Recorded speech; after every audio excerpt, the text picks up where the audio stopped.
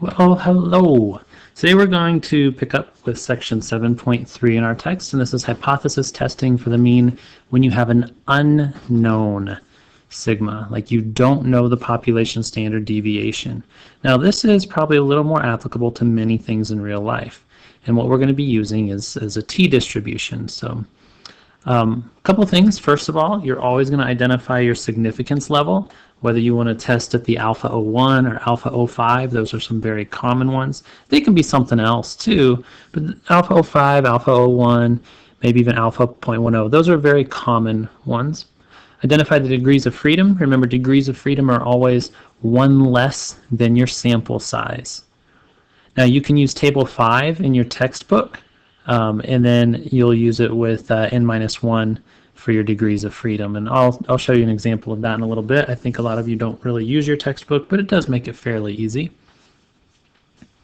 And then a left tail, we would use a negative sign. A right tail, we would use a positive sign. And a two tail means that we're going to be using both the positive and the negative version of that.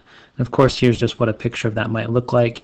If you were doing a left tail, you would end up with a negative t critical. If you have a right tail, you'll have a positive t, and then you can see we would have both of them in a two-tailed test. This would be if your hypothesis was that something is equal to a number, maybe in this case is equal to 0, and the alternative was is not equal. Now, in order to find the t-test statistic, right, or t-critical, it's just going to be x bar minus mu over s, that's your sample standard deviation, divided by the square root of n. So this is the same thing we did when we did z's, except we had a known population standard deviation, whereas now we're going to be using our sample standard deviation. And when we do that, we actually end up with a little bit more variation. Right? There's another variable involved.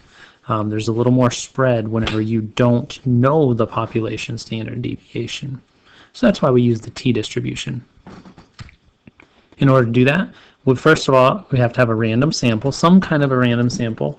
Maybe it's a stratified random sample, maybe it's something, I don't know, but like whatever it is that you're doing, it must be a random sample. If not, we really can't do much with it. Then the other things that we need to check is the population is normally distributed, or n is greater than or equal to 30. Those are the two things that one of them has to be true. If you're sampling from a normal distribution, then you're fine. You can take fairly small samples. If you don't know if the population is normal or not, then you want to have a large sample. Typically larger than 30 means is going to be okay, because the sampling distribution, anytime you have a sample size larger than 30 or larger, the sampling distribution is approximately normal.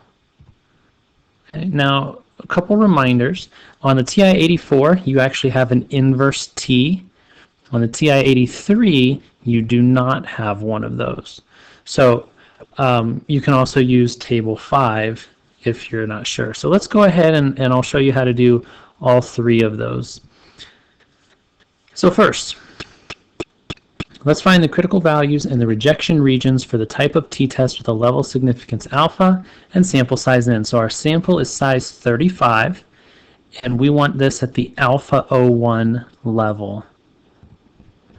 Now let's go ahead and take a look at this. On the TI-84, whenever you go into distributions, so you hit second vars, and then right here underneath inverse norm, you would then have something called inverse T.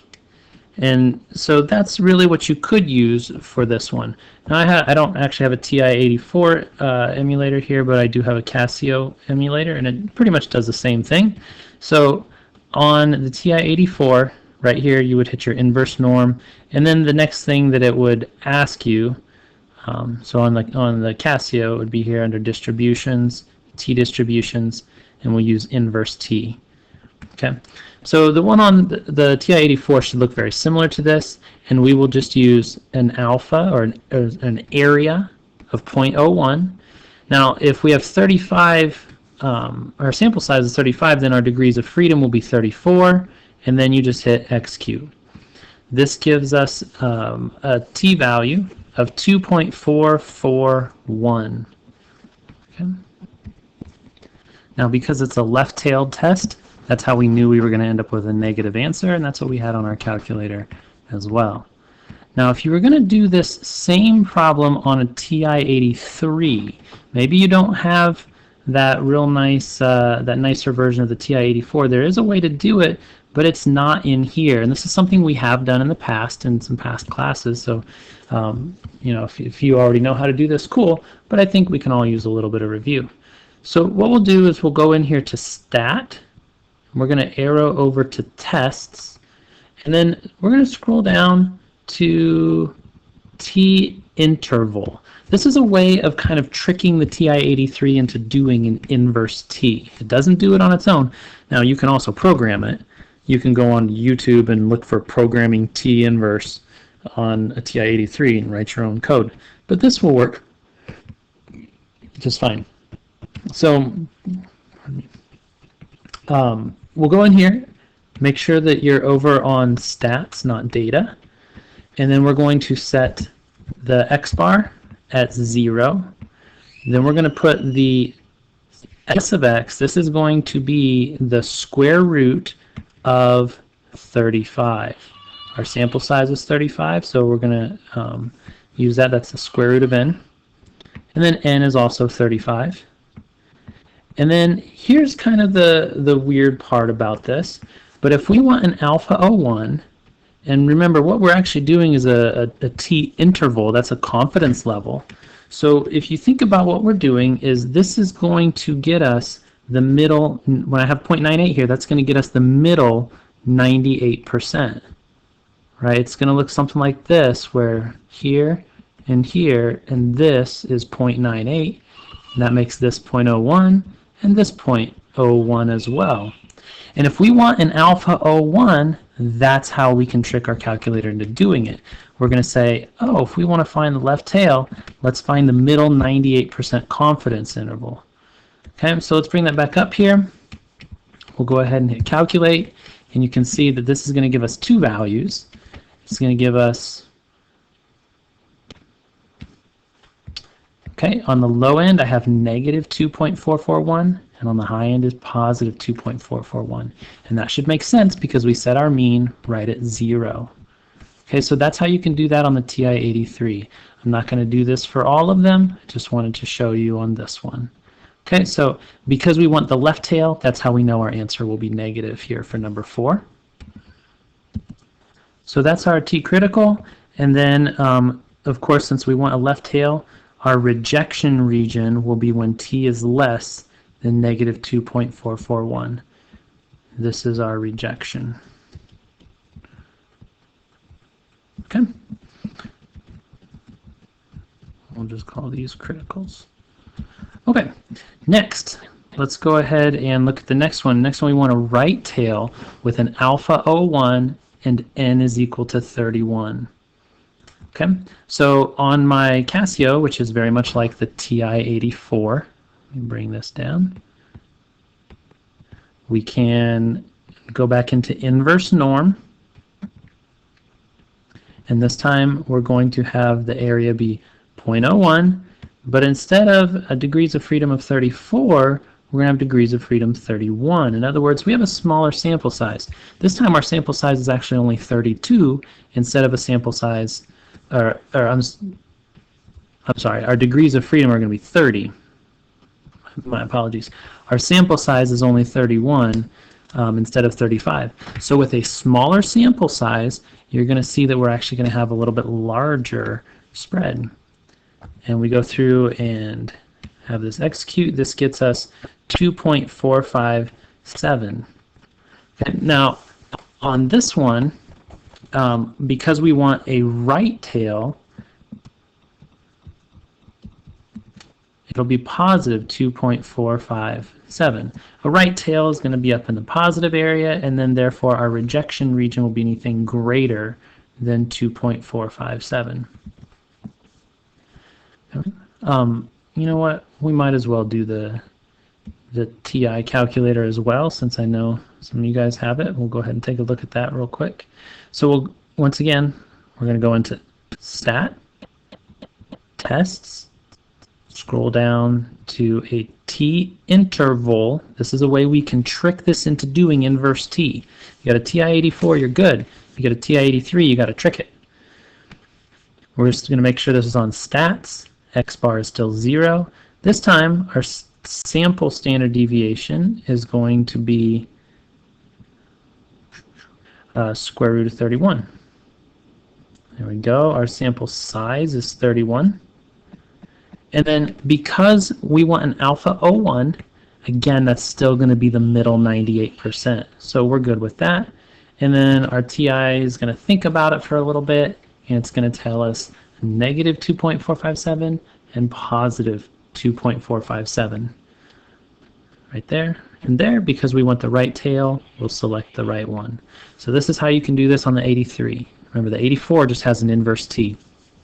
You have to put in the degrees of freedom. Keep that in mind.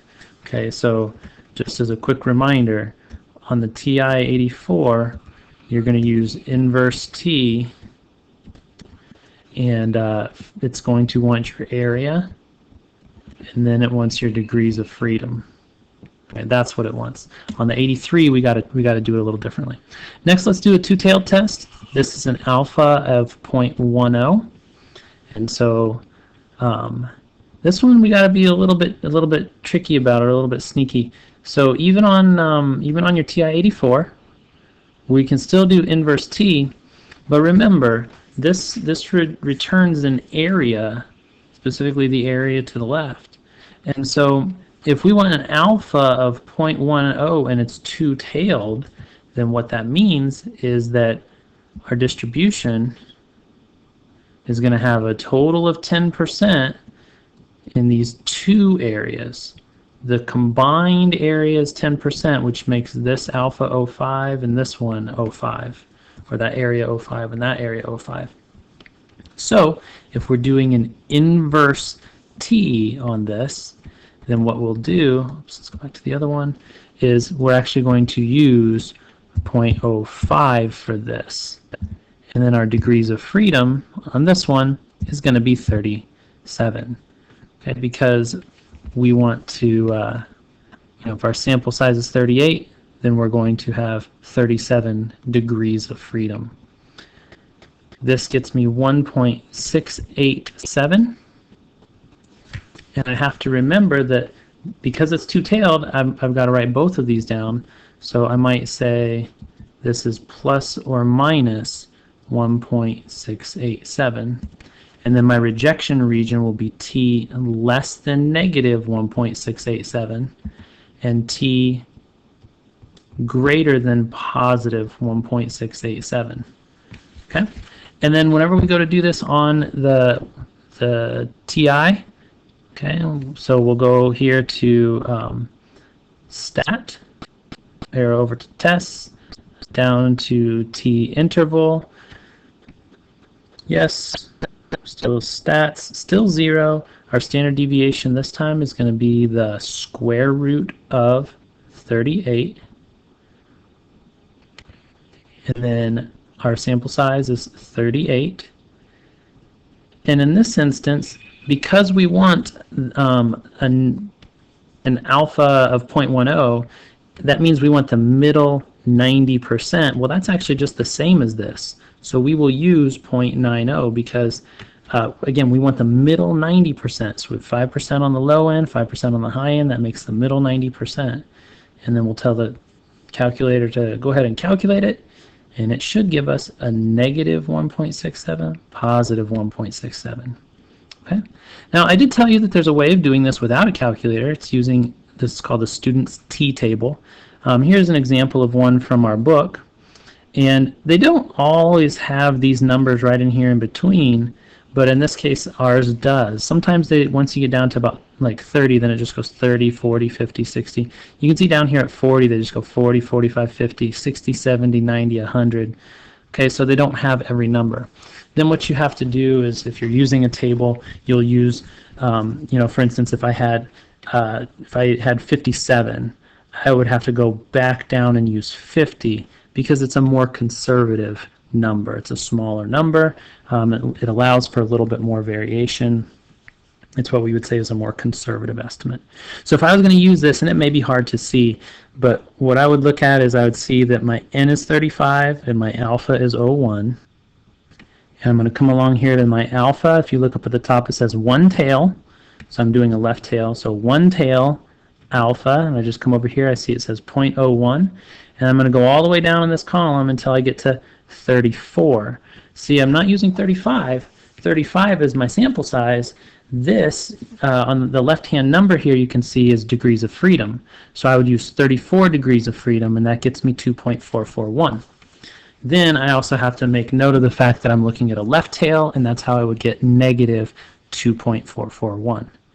If I was going to do a right tail, like on number 6, the alpha of 0.01 and n is 31, I would look at number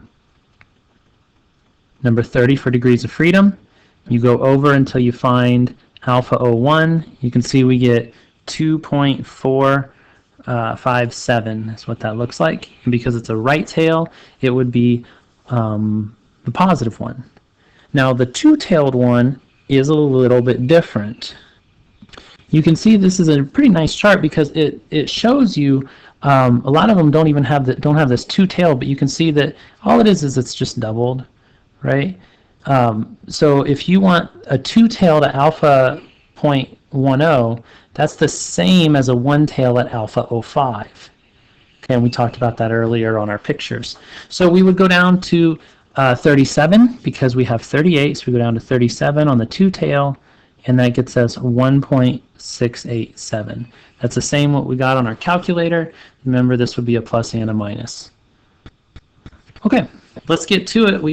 I've only actually have 2 more problems to do. You can see it's going to be a much shorter lesson, and that's because so much of this is very similar to what we've done in the past. We're just going to be using the slightly different calculation. Okay. So let's see number 20 from page 384. Identify the claim, the null and the alternative, find the critical values, identify the rejection regions, find the standardized test statistic T. In the past we've been able to use Z. Decide whether the rejection region or fail to reject, and then interpret. So this is the same thing that we've been doing for so long now. All right? Let's go ahead and take a look at the problem. The State Department of Transportation claims that the mean wait time for various services at its different locations is at most 6 minutes. Right? So it's at most 6 minutes. So that means they believe that it's less than or equal to 6 minutes. Right? A random sample of 34 services at different locations has a mean wait time of 10.3 minutes. So that's our mean wait time, and a standard deviation of 8 minutes. Now keep in mind, it says a random sample. So if our sample, we're not working with a population standard deviation this time. That's the sample standard deviation.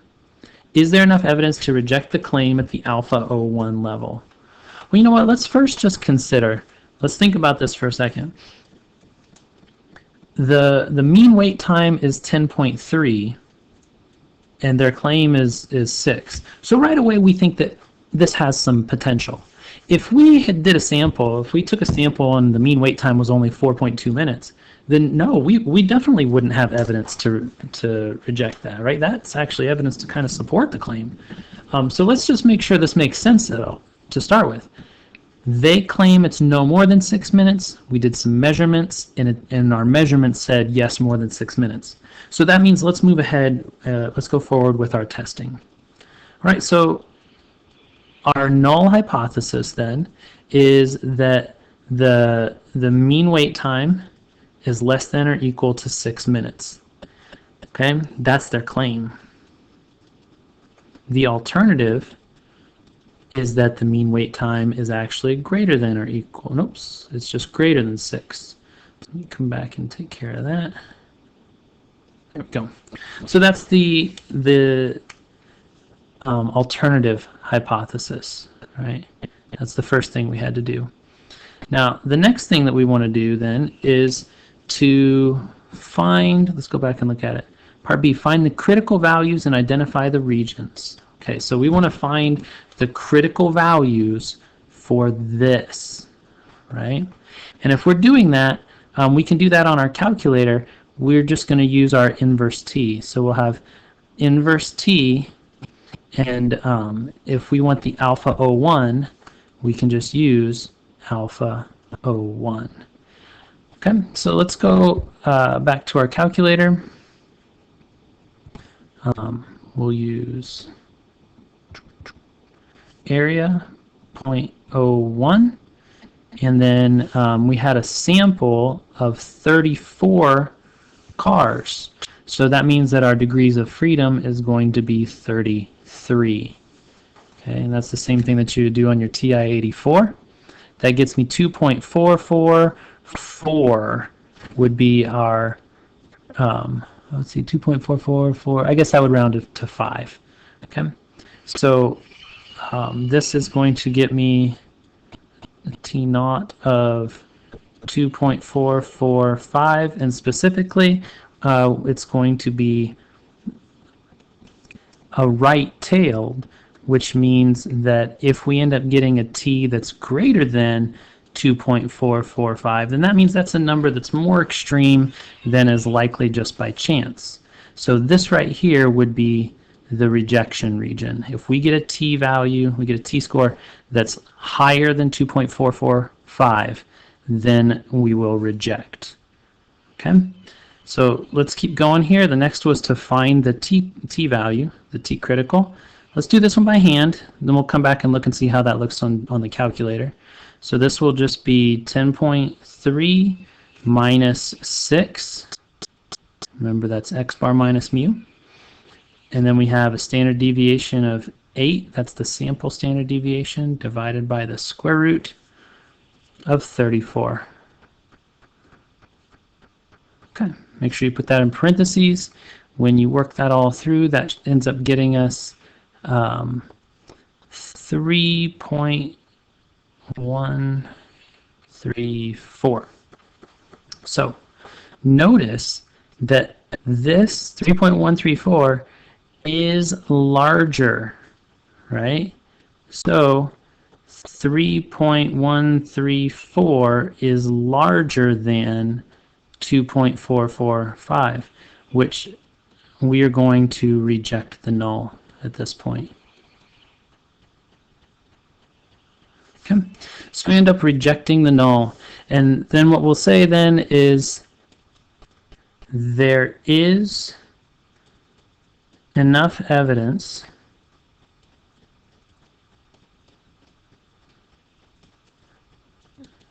at the 1% level, or you can say alpha O1,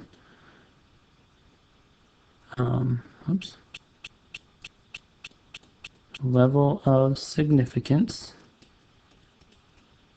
I'm just going to pause this for a second, get the rest written out, like that. So there is enough evidence at the 1% level of significance to reject the State Department's claim that the mean wait time is at most 6 minutes. The State Department said, hey, the wait time is at most 6 minutes, everybody. We went through and did a test, and we say, no, we do not agree. I do not believe you.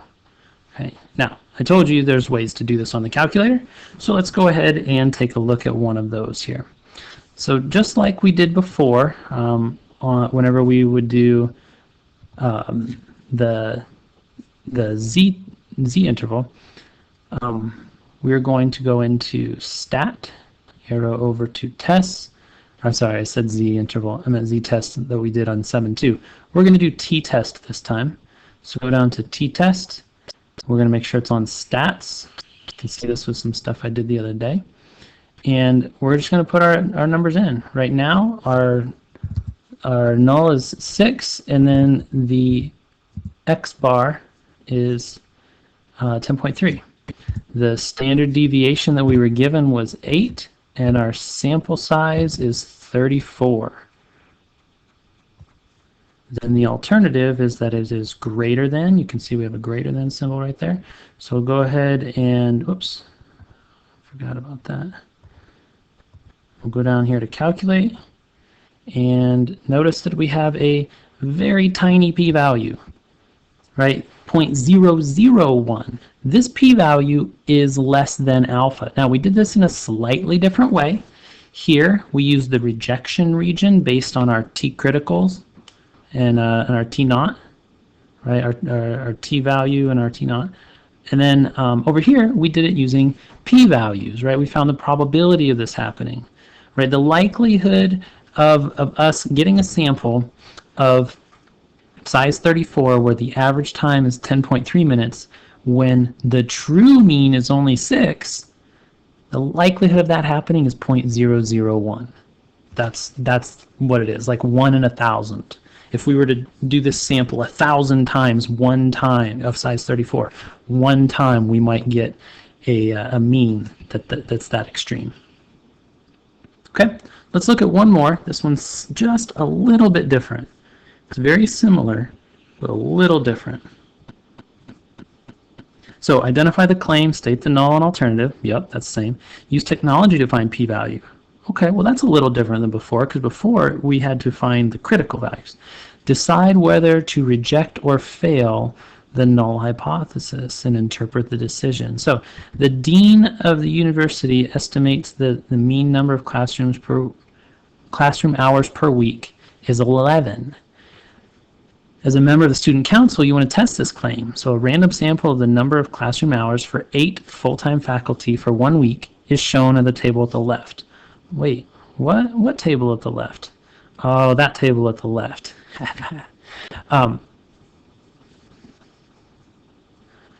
At the alpha 01 level, can you reject the dean's claim? Okay, so let's go through and we're going to use technology just like it said. Okay, so I'm going to go in here to stat, and I need to edit some numbers in a list. And the first thing I'm going to do is clear this out. So I don't know how many numbers are in there. Well, actually, there's like 6. But I just went up and hit clear. If you go up and hit delete, it's going to delete this out. And then it takes a little while to get it put back in. So make sure you hit the clear button if you're going to do that. All right, now let's go ahead and put in some numbers. So 11.8, 6.4, 8.6, 10.4, 12.6, 13.6, 7.9, 9.1. Okay. Hopefully mine are all in there correct. I'm going to go back through and double check these real quick, because if I don't, then I might get this wrong. 12.6, 13.6, 7.9. Looks like I have them all correct. 9.1. Okay. So now that these are in here, I can quit out of here. And we can do this a couple different ways. The first thing that we had to do, of course, was to list what our null and our alternative hypotheses are. So let's come back down here. For part A, the null hypothesis is that mu equals 11. That was the dean's claim, that the average classroom number of hours was 11. And then the alternative is that mu is not equal to 11. Now we don't know if it's higher or lower, and we don't know. So we just want to check to see if it's different than 11. Okay, that's all. You can do part B here by hand. You know, we would do 10.05 minus, oh, you know, I got to tell you how I got 10.05. So if you go over to stat calc, one variable stats. Remember, you've probably done that quite a few times at this point in the course, and you can see that that's how we get our x bar, which is 10.05. And then we're going to divide that by, you can see the sample standard deviation, 2.485, right? So we have 2.485 divided by the square root of 8, because there's 8 in our sample. Right, this is how you end up getting 1.081, and ultimately it is a plus or minus. Okay, and then you go through, and I'm going to spare you some time, but you would go through and do just the same stuff as what we did before. However, I want to show you one other thing. What's real nice about these calculators. If we go back into Stat, arrow over to Tests, and this time we go to T-Test, just like we were doing before. Go to T-Test, but instead of stats, instead of saying, hey, here's some summary data, let's just go over to the actual data. We put all the numbers in. We have data. We have our numbers here in list 1. Frequency is pretty much always going to be 1. You know, that's weird. If you're going to change that around, you can. And then we're going to change this over to not equal, because that's what our alternative hypothesis is that it's not equal. Scroll down here to calculate. You can see we end up getting a P of 0.002. Okay? So, oops, hold on just a second. That's not right, because I put the wrong numbers in here. I got ahead of myself. I'm sorry. Test, we go down here to T-Test. We actually, so the mu, you know, although it does the calculations, we have to tell it that the dean believes that it's 11 hours. So we'll go ahead and put that in there. And now we can go down to calculate. And here we get a p-value of 0.315. So a p-value of 0.315, that is greater than 0.01. Therefore, we fail to reject. Okay, so we fail to reject the null,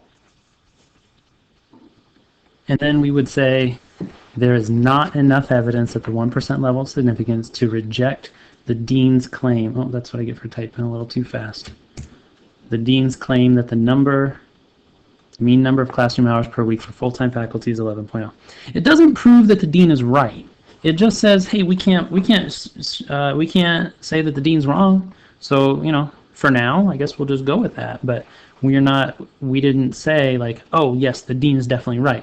We did not accept the null. We just said there's not enough evidence to say he's wrong. Okay, so keep that in mind as you're working on these. I hope this was all pretty straightforward. It's very, very similar to what we just did. And then if you were to move on and start working on proportions instead of means, pretty much everything's the same. You have one or two more things that you have to check if you're doing proportions and means.